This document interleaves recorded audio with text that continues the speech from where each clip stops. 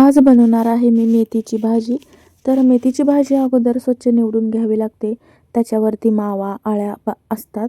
तर बारीक बारीक अळ्या खूप असतात आणि अळ्यांची अंडी आणि कोश हे सर्व त्याच्यावरती असतं. तर हे सर्व निवडून घेऊन मग आपण भाजी बनवणार आहे. तर मेथीची भाजी मी कशी बनवली आहे हे संपूर्ण व्हिडिओ तुम्ही नक्की बघा आणि जेवणामध्ये मी काय काय बनवलं आहे ते सुद्धा या व्हिडिओमध्ये बघा. तर बाहेर बसून अशी खॉटवरती मी भाजी निवडून घेतली. बाहेर उजेडामध्ये खूप व्यवस्थित भाजी निवडता येते आणि दिसायला स्पष्ट दिसतं.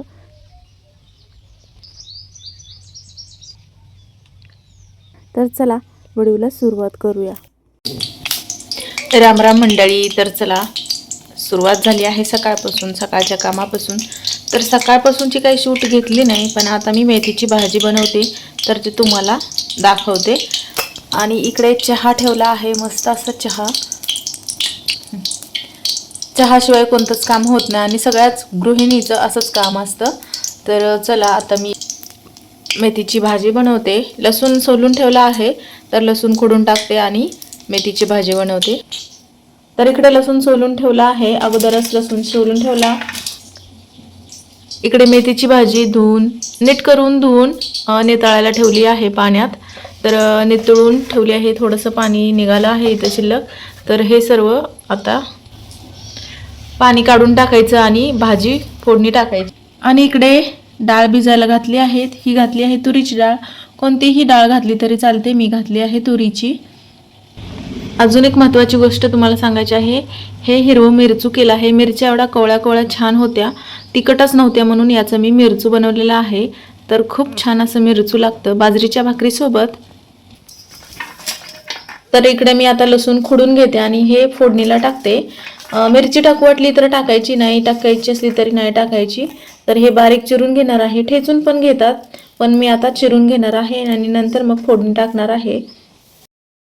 लसूण बारीक चिरून घेतलेला आहे. आता मी हा फोडणीला घालते. इकडे तेल टाकलेलं आहे, याच्यामध्येच लसणाची फोडणी द्यायची. लाल होईपर्यंत लसूण तळून घ्यायचा. लसूण लाल झालेला आहे, याच्यामध्ये भाजी टाकून घेते. आता याच तेलामध्ये भाजी टाकून घ्यायची.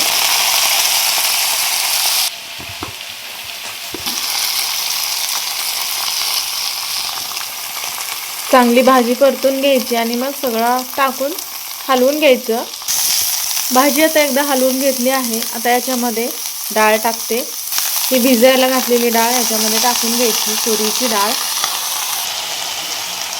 मीठ टाकायचं थोडंसं आणि हे आता छान हलवून घ्यायचं. उशीरपर्यंत हलवायचं, भाजी शिजेपर्यंत हलवायचं आणि झाकून ठेवायचं. आणि याच्यामध्ये भाजी शिजल्यानंतर मग शेंगदाण्याचे कूट टाकायचे, अगोदर नाही टाकायचे. जर टाकले तर भाजी करपते, कडेला चिटकतं कूट, त्यामुळं मग कूट नाही टाकायचं.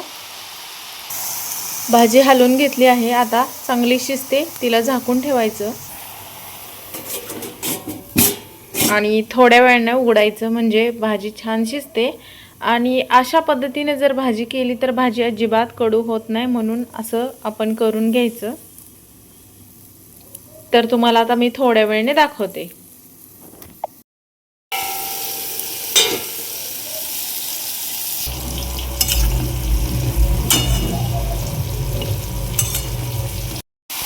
तर तयार झाली आहे इकडे मेथीची भाजी.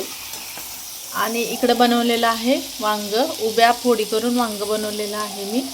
तर देशी झाडाला लागलेलं वांग होतं, ते वांग आणून चिरून मी भाजी बनवली. नंतर आता बाजरीच्या भाकरी करायच्या आणि मग जेवण करायचं दुपारी. तर चला आता भेटूया नंतर.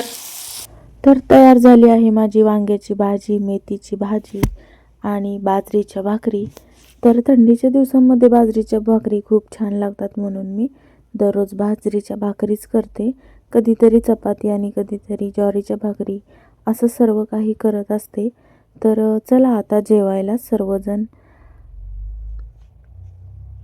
माझं काम संपूर्ण झालं, आता मी जेवायला वाढून घेते. आणि मी एकटी जेवायला असल्यामुळे मी एकच ताट वाढलेलं आहे. तर सोबत मिरचू आणि त्याचसोबत मेथीची भाजी आणि मस्त असं टोमॅटो घालून उभ्या काप केलेलं मसाले वांगं.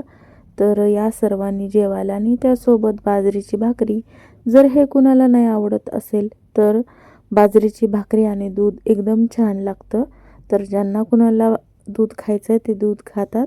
आणि मग मी इथं जेवायला वाढून घेतलं आहे. आता जेवण करायचं आणि मग बाकीची कामं बघायची. तर चला, व्हिडिओ आवडल्यास नक्की लाईक करा, शेअर करा, सबस्क्राईब करा. चला बाय.